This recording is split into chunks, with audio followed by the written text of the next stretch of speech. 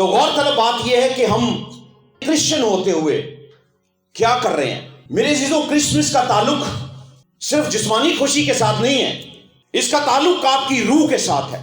اور کرسمس کا تعلق کرسمس فادر کے ساتھ بھی نہیں ہے. آج کرسمس فادر جو ہے لوگوں کی توجہ کا مرکز بنے ہوئے. مجھے ایک تصویر دیکھنے کو ملی اور دیکھ کر دل تھوڑا افسردہ ہوا. ایک طرف سینٹا کلوز جن کے کاندھے پر ایک تھیلا ہے، اور ایک طرف یسوع المسیح ناصری ہے جن کے کاندھے پر صلیب ہے. لیکن لوگوں کا ہاتھ جو بڑا ہوا ہے وہ سینٹا کلوز کی طرف ہے، اس کے تھیلے کی طرف ہے. کچھ لینے کی غرض سے ہے، کچھ پا لینے کی غرض سے ہے. میرے عزیزوں، کرسمس لینے کا نام نہیں ہے، کرسمس دینے کا نام ہے. اور جو اس بھید کو پا لیتا ہے، حقیقی کرسمس اسی کا ہے. کرسمس جو ہے وہ ٹری کو سجانے کا نام بھی نہیں ہے. ٹری کا کوئی تعلق نہیں ہے کرسمس کے ساتھ.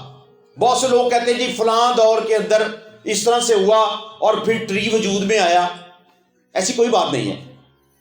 کرسمس کا تعلق ان لائٹوں کے ساتھ بھی نہیں ہے جو آپ گلیوں میں لگاتے ہیں، اپنے گھروں میں لگاتے ہیں. کرسمس کا تعلق ایک مہنگی پوشاک کے ساتھ بھی نہیں ہے جس کے بغیر ہم سمجھتے ہیں کہ شاید پتہ نہیں کرسمس ادھورا ہے. یہ سب کچھ ہماری جسمانی خوشی کے لیے تو ہو سکتا ہے، لیکن اس کا تعلق براہ راست کرسمس کے ساتھ نہیں ہے. کرسمس کا تعلق براہ راست نجات کے ساتھ ہے. میرے عزیزوں، کیا ہم نجات پا چکے ہیں؟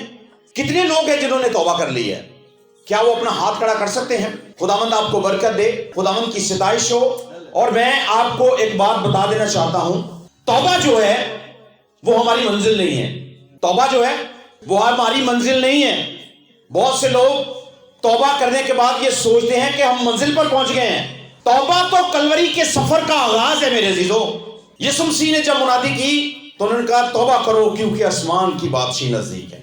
اور جو کوئی شخص توبہ کر لیتا ہے اس کے کلوری کا سفر جو ہے وہ شروع ہو جاتا ہے. اور اس سفر کے اندر بہت سی ایسی تکلیفیں ہیں، بہت سے مسائل ہیں، بہت سی ایسی رونقیں ہیں، بہت سی دل کو بہلانے والی چیزیں ہیں، بدی کے لوازمات ہیں جو آپ کو اٹریکشن کرتے ہیں اور ایک دیانتدار کی نجات کو چھین لینے کے لیے ہر طرح کی کوشش کرتے ہیں.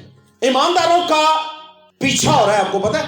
ان کا پیچھا ہو رہا ہے تاکہ کسی طرح سے ان کو پھندے میں پھنسا لیا جائے، کسی طرح سے ان کی نجات خراب کر دی جائے، کسی طرح سے ان کا ایمان چھین لیا جائے، کسی طرح سے ان کی کمر کو جھکا دیا جائے.